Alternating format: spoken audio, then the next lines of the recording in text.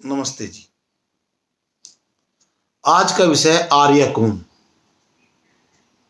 क्या आर्य बाहर से आए? नहीं। आर्य तो एक गुणवाचक शब्द है। गुणवाचक कैसे? जैसे आज आज पटवारी है, सिपाही है, दरोगा है, कलेक्टर है, एसडीएम है, ये गुणवाचक शब्द है। उसमें गुण है, पढ़ करके जो वो काम कर रहा है, किसी का क्या काम है, किसी का क्या काम है, ये गुणवाचक शब्द है आर्य। तो आर्य किसको कहा गया है? जो पदार्थ को ज्यों का त्यों जान जाएगा और उसका इस तरह उपयोग करेगा कि जिससे समस्त प्राणी जगत का कल्याण हो, वो है आर्य। आर्य की कंडीशन क्या है वर्तमान में दृश्य में देखेंगे? जो आधुनिक विज्ञान के उत्पाद उपयोग कर रहा है वह आर्य नहीं हो सकता। हाँ, नामधारी हो सकता है, नाम रख सकता है, क्योंकि आधुनिक विज्ञान के सभी उत्पादों से विनाश हो रहा है। कोई सभी उत्पाद देख लो आप, इसका विनाश हो रहा है क्योंकि वो पदार्थ को पूरा नहीं जान रहा। अब यहां तो आर्य तो बहुत है, आर्य की तो 4 सभाएं, फिर वो क्या कर रही? बस नामधारी आर्य है। आर्य तो है पदार्थ को ज्यों का त्यों जान करके उसका इस तरह उपयोग करना जिससे समस्त प्राणी जगत को कल्याण हो। और पहले तो जानना। अब जहां आधुनिक विज्ञान है वो तो फोटोन तक कहता कि ये क्वांटा है, जबकि मूल पदार्थ जो मूल प्रकृति है उससे 7 चरण दूर है आधुनिक विज्ञान। आप जो रासायनिक खाद का उपयोग कर रहा है वो आर्य नहीं हो सकता। आधुनिक विज्ञान पढ़ रहा है वो आर्य नहीं हो सकता।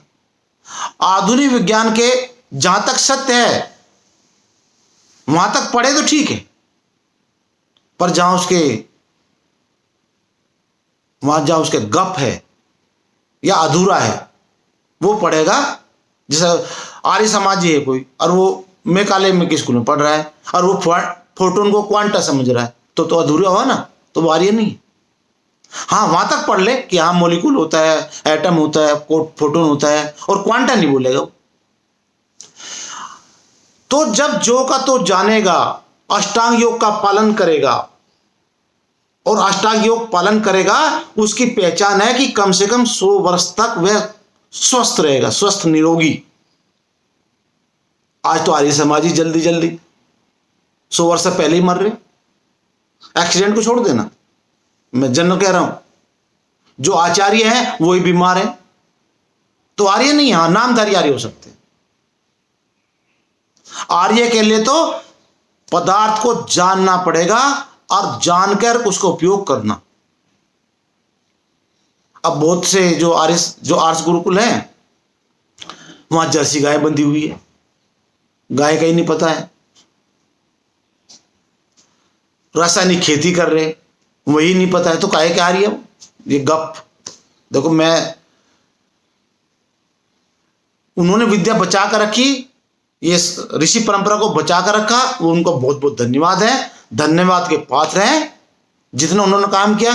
पौराणिक लोगों का भी धन्यवाद है। पर आज जो ये संकट है, कोरोना, 90% लोग हैं, ये आर्य लोग बचा सकते थे उसको। आर्य बनकर, पहले तो बनना पड़ेगा, तो सुख तो सभी चाहिए, सुख तो सभी। यदि आर्य बन जाते तो वे तो सुखी रहते 100 वर्ष तक, बिल्कुल युवा बनकर 100 वर्ष तक, तो उनका अनुसरण कौन नहीं करता? अब वही खाद डाल रहे, यूरिया। एक हिंदू भी डाल रहा है यूरिया, आर्य भी यूरिया डाल रहा, मुस्लिम भी यूरिया डाल रहा खेत में, और जैन भी डाल रहा। तो नामधारी आर्य सब हत्या कर रहे हैं, चाहे वो जैन हो चाहे कुछ भी।